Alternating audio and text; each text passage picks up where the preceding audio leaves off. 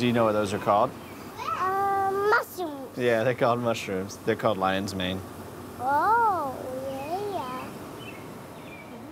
We grow fungus for a living. Are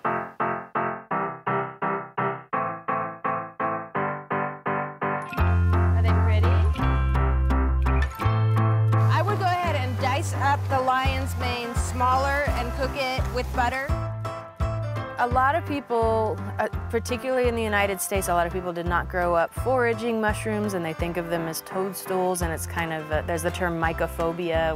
We're kind of a mycophobic culture that we've been raised to almost be afraid of mushrooms. Going on a mushroom hunt, gonna catch a big one. But you have like 40,000 pet worms. My name is Laura Stewart. My name is Stewart. What are you doing with the spoon? Our girls are Sarah and Ella. They're 3 years old, and they are twins. And our home is Haw, North Carolina.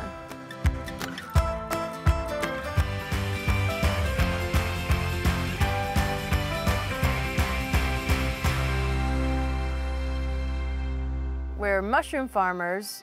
We specialize in hardwood mushrooms. Most of what we do is sell fresh mushrooms, and we've just started doing some prepared foods like oyster mushroom jerky and lion's mane crab cakes.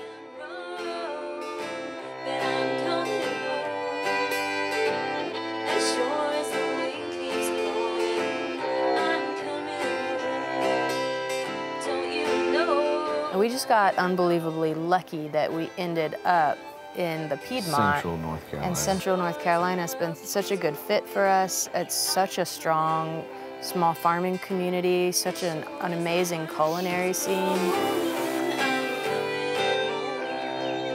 We're really happy to be raising our girls here. They, if you ask them, they'll say that they have a job and that they're both mushroom farmers. Ella said, I'm a mushroom farmer, but I grow different mushrooms than Sarah. Yeah, So they're differentiating. There's a little competition there.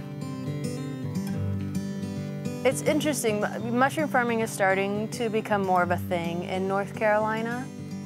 A lot of people will assume we grow soil-based mushrooms like portobello and cremini, you know, so we'll kind of explain the difference in our production.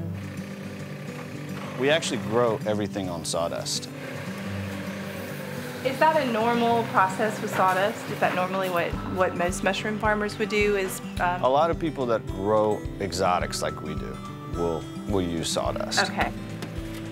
What we do is we mix a substrate, so we mix all the materials that go into each bag, seal it, and then sterilize it, and then inoculate it with the culture. So once it leaves the lab, we let the mushrooms grow and colonize that material in this room. And so you're growing how many varieties of mushrooms? 10 to 12 a year. Okay. Different varieties throughout the year. This is the grow room, and this is where, after the mushrooms have been inoculated and colonized, we bring them to actually fruit. We can grow quite a few different varieties of mushrooms using that substrate. So here you're seeing blue oyster mushrooms.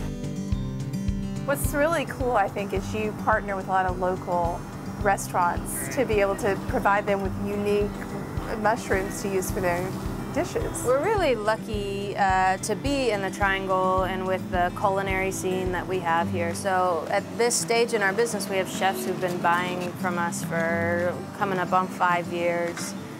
You know, so every week we're there, and it's a true relationship. Hey, Seth. If you have a second, would you grab me like 2 or 3 tomatoes? We try and keep it as seasonal as possible, but having the mushrooms year-round really is a benefit, you know, for our vegetarian dishes and just putting a little twist on anything else. A lot of it, I think, that motivates us is building a business that is making a better world for our girls and for their generation.